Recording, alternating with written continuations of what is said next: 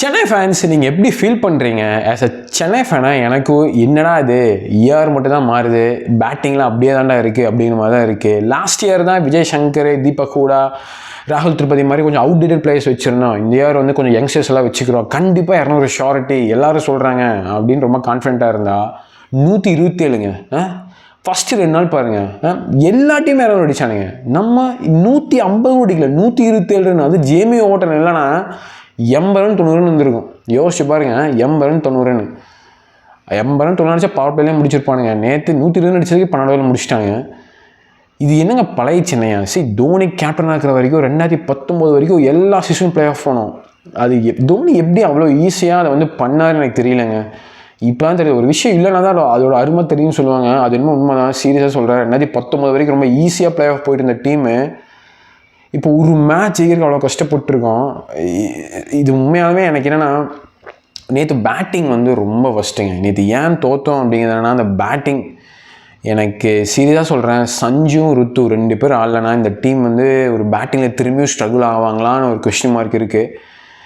நேற்று வந்து என்னென்னா, நமக்கு டாஸ் விழுகலை. அது ஒரு நேற்று ஏன் தோற்றோம் அப்படின்னா, எனக்கு என்னென்னா டாஸ் விழுகலை. டாஸ் விழுந்துதான் மேபி நம்ம அந்த பவுலிங் கண்டிஷன்ஸை யூஸ் பண்ணியிருந்துருக்கலாம். நேற்று என்னென்னா ஒரு 3 மணி நேரம் 4 மணி நேரம் வந்து அந்த பிச்சை வந்து கவர் பண்ணி வச்சுருந்தாங்க. கண்டிப்பாக வந்து நீங்கள் வந்து உங்களுக்கு அந்த ஃபாஸ்ட் பவுலர்ஸுக்கு வந்து கொஞ்சம் ஹெல்ப் இருக்கும். டாஸ் விழுகலை. வழக்கமாக ருத்துராஜ் வந்து எப்போவுமே டாஸ் அவ்வளோவா ஜெயிக்க மாட்டார். வழக்கமாக நம்ம டாஸ் ஜெயிக்கல, அவங்க டாஸ் ஜெயிச்சாங்க. நம்ம பேட்டிங் ஆடுறோம் அப்படிங்கிறப்ப என்னென்னா, ஒரு 4-5 ஓவர் வந்து கொஞ்சம் டைம் எடுத்துருக்கலாம்.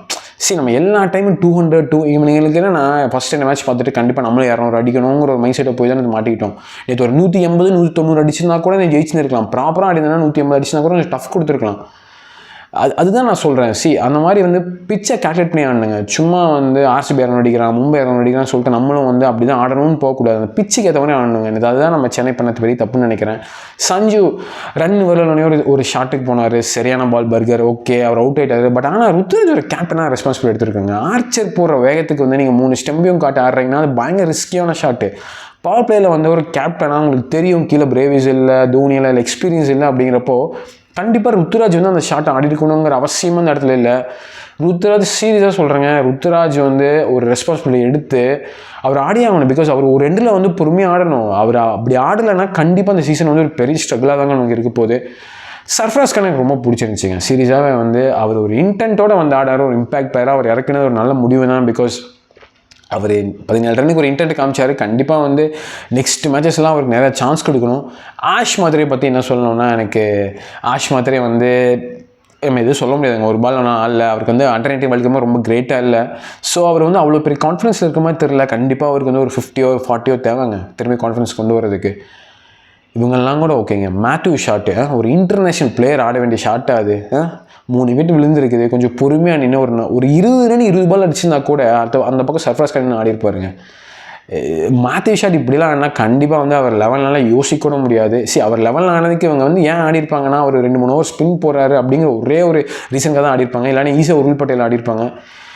மேத்யூ ஷாட்டோட 2-3 ஓவர் ஸ்பின்னுக்காக அவர் வந்து பேட்டிங்கில் ஆடணுங்கிற அவசியமே கிடையாது. நம்ம உருள் பட்டேல் ஆடலாம், கண்டிப்பாக அப்படி தான் ஆடணும். அண்ட் பிரேவிஸ் ஃபிட்டாக இருந்தால் கண்டிப்பாக பிரேவிஸ் வந்தே ஆகணுங்க. மேத்யூ ஷாட் வந்து இப்படி தான் பேட்டிங் ஆனால் அவர் வந்து டீமில் நம்ம ஆடணுங்கிற அவசியமே கிடையாது. இவங்கெல்லாம் ஓகே. சிவம் தூபே சரியான வேர்ல்டு கப்பு, செம்மையாக இந்தியாவுக்கு ஆடினார். ஆனால் நேற்று வந்து அண்ணன் வந்து ஓவர் கான்ஃபிடன்ஸ் அந்த மாதிரி தான் இருந்துச்சு. ஃபஸ்ட்டு பால் ஆமாம் 6 அடிச்சிட்டாரு, வேறு லெவலு. ஆனால் அதுக்கப்புறம் 50 ரன்னுக்கு 5 விக்கெட்டுங்க. எதுக்கு தேவையே இல்லாமல் வந்து இன்னும் 6 போகணும்? இன்னும் 2-3 ஓவர் பார்த்து ஆடி இருந்திருக்கலாமே. அதுதான் எனக்கு தோணுச்சு. பிகாஸ் எனக்கு என்னென்னா, அந்த டைமில் வந்து சிவம் துபே அந்த ஷாட் ஆடணுங்கிற அவசியமே கிடையாது. எனக்கு என்னமோ ஒரு பிரெயின்லெஸ் பேட்டிங் மாதிரி தான் அது தெரிஞ்சிச்சு. ஏன்னா ஒரு எக்ஸ்பீரியன்ஸான ஆள் 50 ரன் 5 விக்கெட் இருக்கிறப்போ 2-3 ஓவர் நின்று ஆடி ஒரு 150 ரன் 160 ரன் அடிச்சிருந்தோம்னா மேபி கொஞ்சம் டஃப் கொடுத்துருக்கலாம்ல. அது ஏன் தூபே அப்படி பண்ணாருன்னு எனக்கு தெரியல. ஜேமி ஓட்டனை தாங்க பெரிய தேங்க்ஸ் சொல்லணும். ஏன்னா ஜேமி ஓட்டனாலனா 80 ரன் 90 ரன் யோசிச்சு பாருங்க எந்த அளவுக்கு நம்ம சும்மாவே நம்ம எல்லாரும் கலாய்ச்சிட்டு இருக்கானுங்க இந்த ஆர்சிபி ஃபேன்ஸ் எல்லாம். அது 80 ரன் 90 ரன்னா வச்சு செஞ்சுருப்பானுங்க. இந்த பேட்டிங்கில் எனக்கு வந்து பொட்டன்ஷியல் இருக்குங்க. எனக்கு என்ன சொல்ல வரேன்னா, இந்த பேட்டிங்கில் எனக்கு வந்து 200 ரன் 220 ரன் அடிக்கிற பொட்டன்ஷியல் இருக்குது. ஆனால் அந்த பவர் பிளே அப்படிங்கிற ஃபேஸ் வந்து நம்ம ப்ராப்பராக ஆடி ஆகணுங்க. இல்லை நமக்கு வந்து இந்த ஃபுல் சால்ட் மாதிரி ஒரு டேஷர் தேவையா? பிகாஸ் சஞ்சு ருத்து 2 பேருமே கொஞ்சம் டைம் எடுத்து ஆடுவாங்க. நம்ம வந்து எடுத்தோடனே 10 பால் 30 ரன் அடிக்கிற ஆள் கிடையாது 2 பேருமே. இல்லை நம்ம வந்து ஆஷ் மாத்திரை வந்து ஓப்பனிங் இறக்கிட்டு ருத்துராஜ் நம்பர் 3 ஆடணுமா அப்படிங்கிறதும் தெரியல. ஆனால் எனக்கு என்னென்னா, சஞ்சு ருத்து வச்சு ஒரு 2-3 மேட்ச் ட்ரை பண்ணி பார்க்கலாம். மேபி நேற்று மேட்ச் வச்சு நம்ம ரொம்ப டிசைட் பண்ண முடியாது. பட் ஒரு விஷயம் என்னென்னா சஞ்சு ருத்து 2 பேர் யாரோ ஒருத்தர் அட்லீஸ்ட் 10 ஓவர் ஆடணுங்க.